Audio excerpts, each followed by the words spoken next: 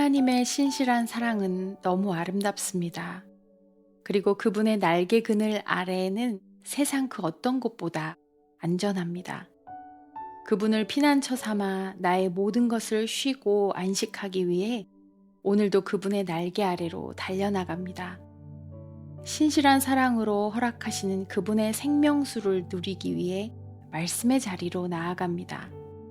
큰 기쁨으로 두 팔 벌려 안아주실 주님을 경험하기 위해 기도의 자리로 나아갑니다.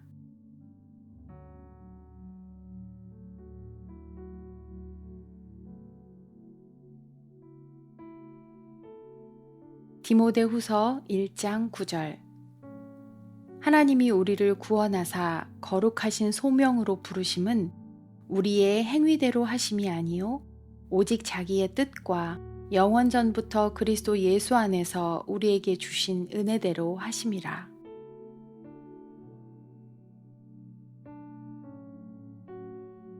우리가 만나는 일상 속에서 어떤 일을 풀어내려 할 때 우리는 누가 그 일을 잘 해결할 수 있을까를 제일 많이 고민하게 됩니다. 통역사가 필요할 때는 가장 그 언어를 잘하는 사람을 찾게 되고, 운동의 방법을 배우고 싶을 때는 좋은 헬스 트레이너를 찾게 되고, 맛있는 음식이 필요할 때는 실력 있는 요리사를 찾게 됩니다. 아이의 공부를 가르치기 위해서는 똑똑한 선생님을 찾게 될 거고, 컴퓨터를 고치기 위해서는 탁월한 기술자를 찾게 될 것입니다. 그런데 하나님의 부르심은 참 신기합니다. 100만 명에 가까운 민족을 대이동시키기 위해서 무기력과 상처를 가진 80세 노인을 부르시고, 여리고 성처럼 큰 성을 무너뜨릴 때에는 기생을 부르십니다. 사사시대에 미디안을 쫓아내시려고 포도즙 틀에서 밀을 타작하는 겁쟁이를 부르시고, 니느웨를 회개시키려고 고집쟁이 선지자를 부르셨고, 예수님의 복음을 전할 제자들로 세리와 어부를 부르시고, 이방인을 구원하시려고 분노의 살인자를 부르셨습니다. 그들의 행위가 합당하거나 그 일을 맡을 만한 실력이 있어 보여서 부르신 것이 아님을 확연히 보게 됩니다. 그래서 바울은 디모데에게 고백합니다. 그분은 오직 자기의 뜻과 함께 영원전부터 우리에게 베푸시기로 작정하신 은혜대로 부르셨다는 사실을요.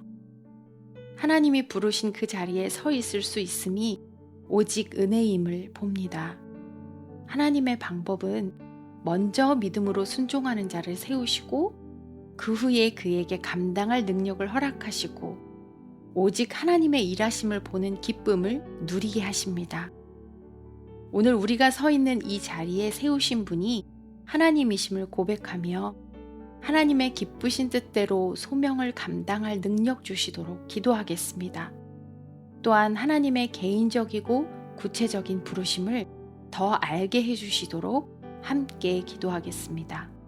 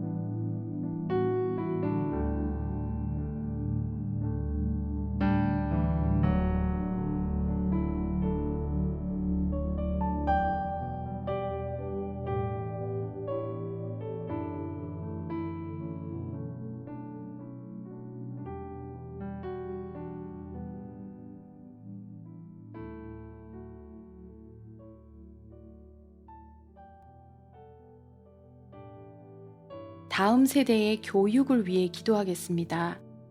건강한 교육을 통해 인지적, 정서적, 영적으로 건강하게 자라가게 하시기를, 또래 집단의 잘못된 영향력으로 소외되거나 상처를 갖게 되는 아이들이 사라지도록 기도하겠습니다. 올바른 인생의 방향을 설정하여 그 다음 세대 아이들이 바라보아야 할 깃발을 보게 하시고 마땅히 회복되어야 할 하나님의 형상을 회복할 수 있게 해주시기를 함께 기도하겠습니다.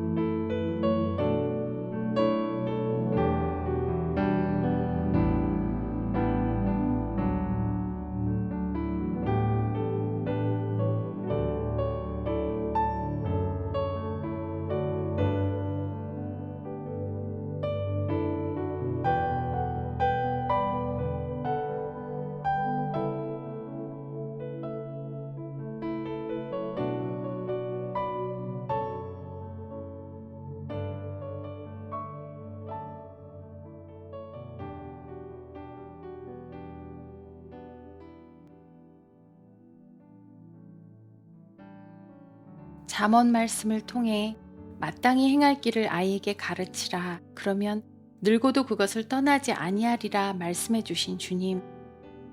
마땅히 행할 바를 교육받을 수 있는 다음 세대가 되게 하시고 진리를 배운 바대로 살아낼 수 있는 세대, 거짓에 속거나 휘둘리지 않는 세대가 되게 해 주옵소서.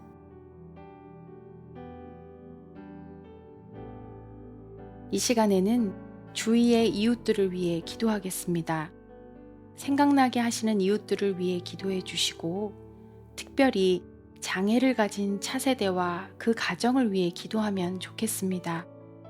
그 어느 것도 쉽지 않아 힘겹고 외로울 수 있는 매일매일 속에서 주님의 동행을 경험하게 하시고 필요한 방면으로의 여러 도움의 손길이 끊이지 않고 마음이 마르지 않을 넉넉한 사랑과 평안을 매 순간 부어주시도록 중보하겠습니다.